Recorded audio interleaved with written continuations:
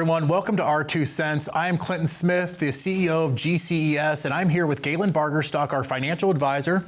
Galen, I'd ask you how you're doing, but I already know you're doing great. Yes, another great day. Yeah. So this is our 26th episode of GCES, and we're really going to be talking about something that, by the time that this actually airs, there is probably going to be more things that happened. But before we get into that, I want to talk about where we actually got started in this business. Yeah. So, our name is GCES, and really that stands for Government and Civil Employee Services.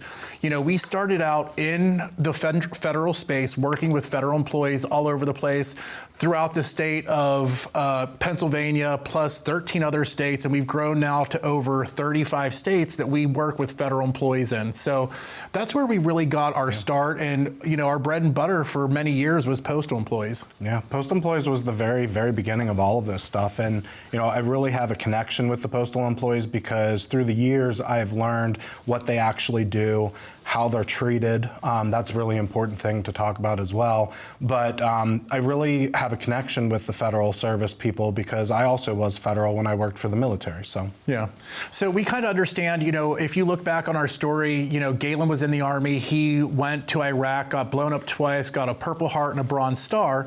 And upon returning to the States, when we first met, he was having trouble getting his federal, I guess it would be loans for your financial aid or for your education. Yeah. And it was all based off of simple paperwork that was missed whenever he was in Afghanistan. And it took, 3 years for them to process what they promised you before you even entered into the military. Yeah, so I joined the military, like most people out of college, you are in a lot of debt, So I opened up the phone book, called every branch of the service to see who was going to pay off my student loans if I signed up. The Army said they would, so I went 100% into the Army, 2 weeks after I looked into it. So, it was student loan repayment the entire time. The paperwork just was never processed properly. And then my parents, which were the co-signer, also one of my aunts was a co-signer, were getting phone calls while I was deployed in Iraq, saying that I was defaulting on a student loan. Meanwhile, they aren't even supposed to call because do not call orders, you're on pause whenever you're in a war zone to pay back all of this stuff. So, the whole situation was ridiculous, and it took, probably about 6 months to a year after I got out of the military to get it all straightened out. Like 2 years after you were out. It took a really long time. I remember getting calls from Sally Mae. Sally Mae loved to call us, yeah. Yeah. And they weren't very nice to you either. And the whole point of you going into the military, which let's also back up, it was right after 9/11 happened. That's why you decided to go, because you were in New York City when 9/11 happened, going to school, and all of your job opportunities dried up just from 9/11 happening. Yeah, the towers fell, and I immediately lost my internship. I didn't have precedence over other people applying for jobs because I didn't live in New York City. A lot of people that lived there were relocated to other positions as well, took priority because people didn't want to hire out of state. Yeah. So I ended up moving back home and going into the military. So, part of it is student loan repayment. Other part of it is patriotic because I did live through that whole thing. I got off the train at the World Trade Center that morning, and I was late to class. So a lot goes on from, the military time that I have and this paperwork. So for complete transparency, guys, today is March 12th. So we have been in the current presidential administration for a little over 2 months now. And our topic today is federal employees are on the chopping block. And this is a very serious thing. We've already seen that so far, DOJ has recently went on a rampage of cutting federal workers' jobs, as well as veterans' jobs. They're going after the Department of Education right now in time while we're doing this. By the time you actually see this episode, it's probably going to be a month or two in the future. So I'm sure that things are going to even be changing more over the next few months. So guys, if you're a federal employee, that's why we wanted to do this episode, because federal employees have been our best clientele the entire time we've been doing this, and we want to make sure you guys are taken care of. They're cutting the IRS. They went through and just sent out mass emails to everyone. The VA administration is next on the chopping block.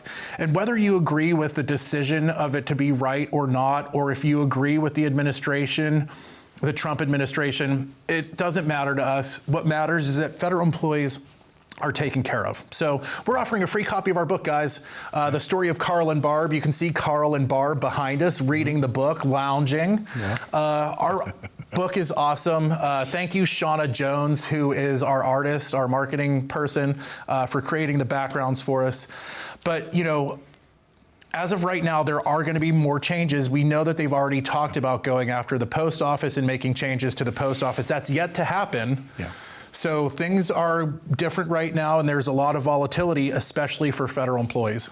Yeah, I mean, for me, it's really hard to tell what is going to happen with the post office. I mean, these rumors that are being brought to light to the public right now have actually been talked about for like the last 8 or 9 years, with the post office privatizing or, you know, something to that effect. You know, at the end of the day, what's going to happen is everybody is still going to end up showing up, hopefully, to their job and doing that job and getting that mail delivered for the post office. But, you know, that's also the connection part that I'm talking about. I mean, the way that we're treating federal employees as a whole, you know, you're hearing about we need all these cuts, we all need these cuts, but I like to refer them as we're treating them like cattle right now, because the way that you are micromanaged to be a federal employee, actually trying to engage in this economy and make America better, you know, make America great, they're being restricted and being told that, you know, they're not doing a good job or they're not doing it fast enough, or how dare you stop and pee if you were delivering your mail. So, you know, a lot of these concerns, I am kind of happy that's all being brought to light, because hopefully people will understand how bad we are treating them. Well, I think that we're honestly treating them not like people. It's if you're getting let go from an email after 30 years of service plus serving your country, it's just not the way that we would want to do things. But honestly, we are not here to talk about whether or not you agree with the decision. We are here to talk about what to do if you're actually affected by it. And we're going to come back. We're going to take a quick break. And when we come back, we're going to start talking about the different things that we can do for federal employees and why you actually want to talk to us, because federal employees are on the chopping block and we are here to help. If you want, in the meantime, give a call to the number on the screen while we're on the break, 888-391-3465. We are offering, a free copy of our book to anyone who is a federal employee. We'll be back in just a moment.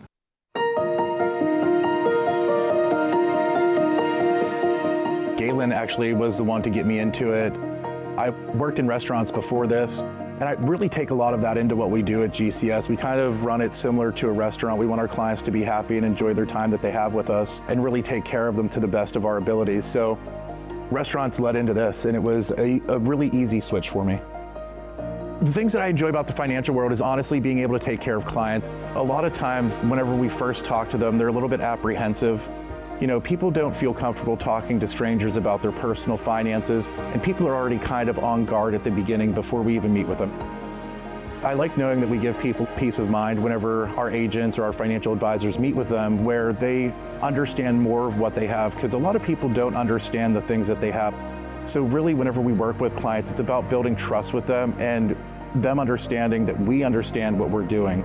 And it's really all about us having knowledge. So when we work with clients, it's all about us educating them on the things that they have and helping them understand the things that they have in their retirement. And that ends up bringing the guard down and makes them a lot more comfortable, and actually a lot of times gives them a lot more of a positive outlook on the rest of their life and what retirement actually looks like for them.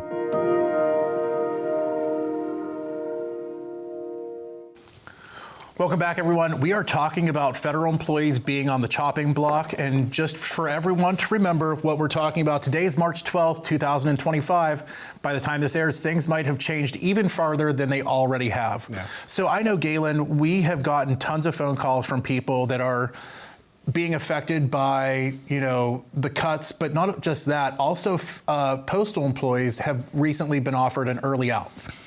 Yeah, it's called a VERA, voluntary early retirement. You know, and that went right as Trump was putting in his, you know, early out incentive. What's the A stand for in VERA? I have no clue. I mean, I'm assuming association. I do know it's voluntary early retirement.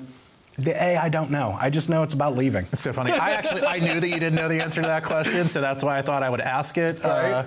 I think also association or application it could be. Probably but application. Yeah. So many acronyms, who cares? Yeah. Voluntary early retirement. Yeah. It's essentially, some of the postal employees' crafts were offered an early out incentive, so, they would get extra money if they left early. Was that good? Was that bad?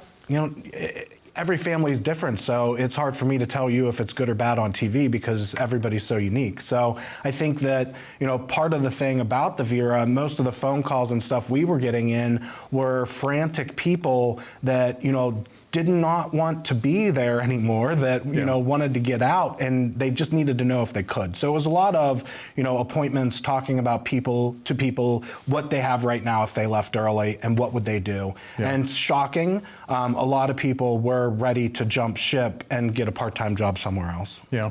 So which is sad. Yeah.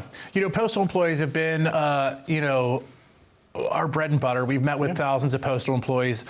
Every one of us knows a federal employee. It is that person showing up to your house every day, bringing you your mail, or perhaps a mountain of Amazon boxes. You never know.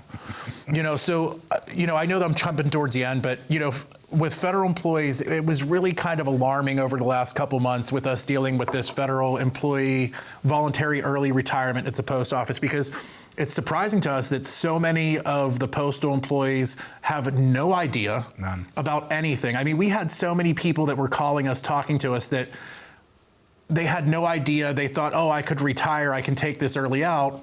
Not if you want to actually make money in retirement. They were going to be making like $70 a month to take that early out. And that's something you should know if you're considering retirement. Yeah, I mean, I had so many people that were setting up appointments for me to fill out the retirement paperwork, which we do all the paperwork as well, and that's the thing. They were already ready to go, that I had their paperwork in hand, getting ready to fill it out, and they didn't even know their numbers. It was that. So, I would do my normal review. It takes about 45 minutes to an hour, and then after we were done with that evaluation of how much money they would make, they didn't want to do it, and it didn't make sense for them and their families, so they had to, of course, turn it down.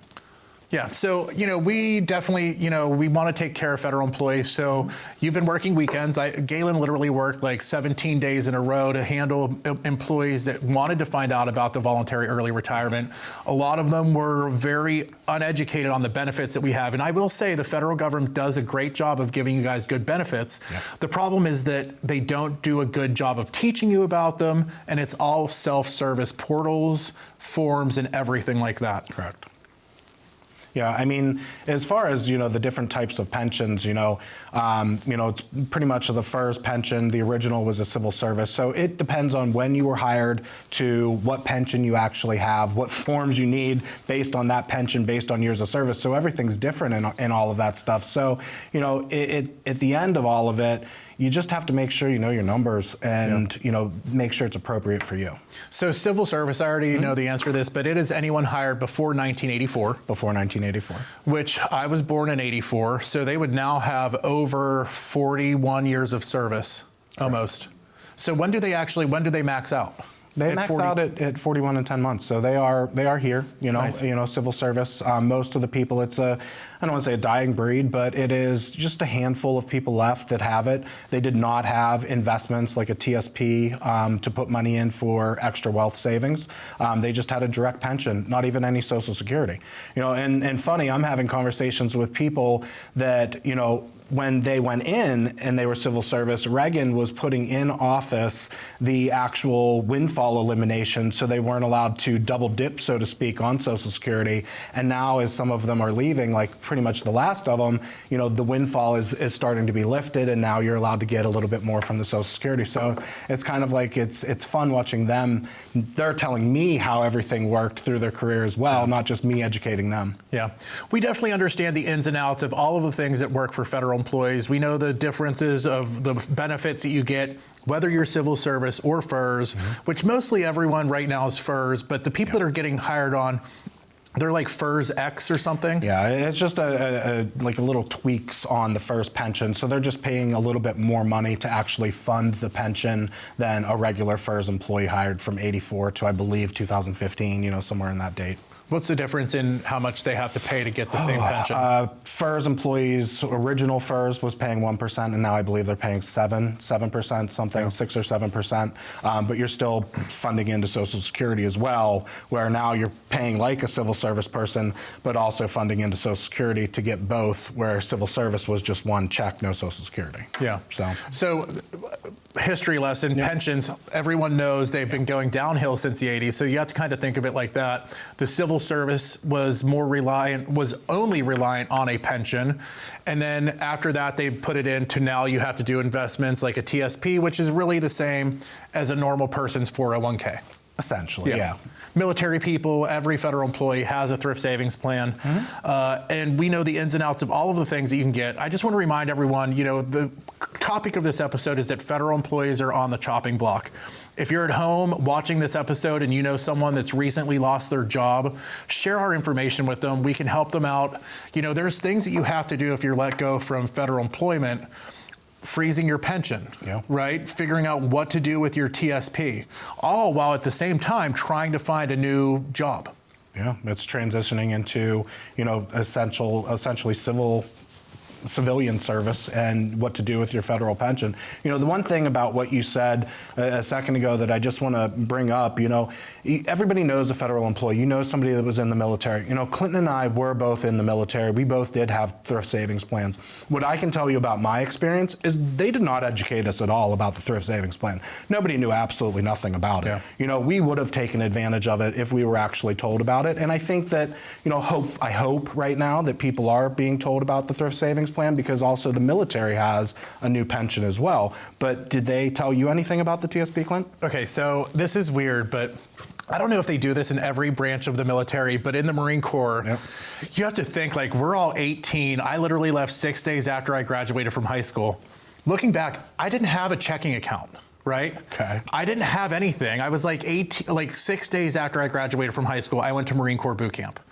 Inside of boot camp, they literally sit us all down and they had us sign up for the TSP and figure out I don't even remember what it was that we were putting in. I actually still have mine. Yeah. But they literally had us sign up for Navy Federal Credit Union, checking account, credit card, savings account, and we all did it at the same exact time. Because also think of this, how are we going to pay us? Yeah. I never thought of this back then, but it really just made sense to me now. How were they expecting for any of us to do anything? They couldn't even give us our paychecks. They literally lined us up and made us sign up for checking accounts and credit cards. Yeah, they could have told you to put in 15%. You wouldn't have known any better. Yeah. I probably still owe Navy Federal Credit Union some money that I should probably look into. I doubt it. Yeah, but I probably do. That's why I think that anybody watching this show, that if you know somebody that's even in the military, when we talk federal benefits, that is the military. And believe me, the military does wonderful things for America, but they aren't teaching people about the investments. At least the Army didn't teach me. Maybe the Marines is a little bit better than you. I mean, they didn't teach us anything about it. They just had us line up to sign up for the paperwork. That sounds about right. Yeah. And then we just figured it all out later. Yeah. So guys, we're going to come back. We're going to talk a little bit more about federal employees being on the chopping block. We will be back in just a few minutes. In the meantime, feel free to give a call to the number on the screen, 888-391-3465. You can call in, you can set up a time to get your own free financial review, and you can also get a copy of our book, The Story of Carl and Barb. See you guys in just a moment. Everything kind of fell into my lap. I'd like to say that this job actually picked me. I didn't pick it. I answered a job ad off Craigslist, and one thing led to another, and I found myself doing retirement. I was going to school in New York City. After that, I did join the military. Still didn't really know what I wanted to do. When I got out of the military, I started working for a company called RX America, doing Medicare Part D prescription drug plans. That led me into a marketing position with insurance, where I started to learn a little bit about the business. When I started, I just noticed that a lot of people needed help, and I liked the aspect of, helping them. And it seemed if I didn't know the answer to a question at first, I knew the outlet and the sources to find out the answers, so I could become that person. And I tell everybody, the employees of the federal government actually taught me how to become a financial advisor, because the questions they asked me built who I am today. The most rewarding part is definitely helping people. My human nature is to be kind and help people. That's just the way I'm built. So I get joy out of knowing that I've helped people. And you can tell by the look on somebody's face if they didn't know what was going on when you walked in their home, and then you leave and they're all smiles and happy and relaxed, and you understand that they understand what's going on now. I feel like I'm leaving somebody with a little bit more hope and definitely a plan.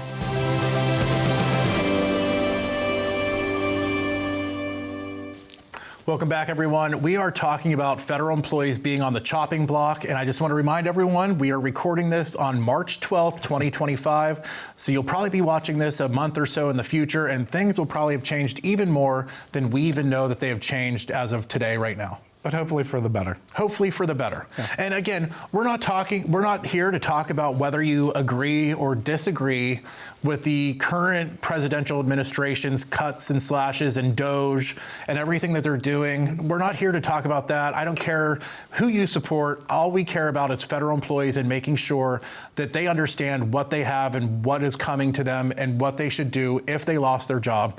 Or they might have already lost their job, because I know that they've already lost 60,000 people roughly have already lost their jobs. There are already people that are out there that need our help. Yeah, and I think, Clint, it's not just, everything on the chopping block. One of the big things, if you do the math, 1984, we're now in 2025. That is 31 years, that the pension is. Did I do the math right? I don't know, 41? Yeah, something like that. But everybody is now that age where they can retire. They have 30 years of service. They are 56 to 57. It fluctuated. So not just all these early incentives and chopping block, it's that everybody that was hired in 84, which there was a wave, is now aging into retirement, and now you are at that stage of life. So I would say a good 50% of the workforce is ready to go. They just don't know they're ready to go. Yeah. And we just talked about this. Yeah. A lot of federal employees just don't understand the benefits that they have, and that's really why we got started in this business, because we're there to help federal employees, just like we wanted help whenever we were coming out of the military as federal employees. Yeah. The biggest question, or the biggest thing that I think that people are intimidated with that we should talk about is the forms. Yeah. Everybody sees the big retirement book. It's about 1.5 inches thick, and they're just like, I don't even want to go because of the paperwork. Yeah. And that's an honest answer.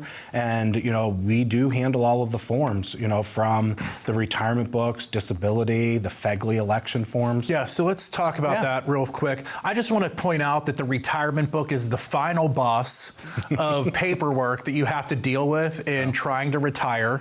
It is the suckiest thing. It's super huge, super confusing, and counterintuitive, by the way, just like every other federal form that you have to fill out. And honestly, it's 12 pages that you actually have to write stuff on in the book, but there's also a whole process of getting the book and then filling out the book and getting it back in a certain amount of time, right? Can you tell me what that timeline is like? So the HR department, they like 6 months is what they're going to tell you. And then, you can start the process in 6 months. You get the book. 3 months out, you can call in and schedule what's called an exit interview, where you're on a group of, 10 to 15 different people on that call talking about how to actually fill out the forms. They're going to direct you to videos, educational videos about how to fill out the paperwork. And also, right before every single page that you have to fill out, there are instructions on what you need to do to fill out the form.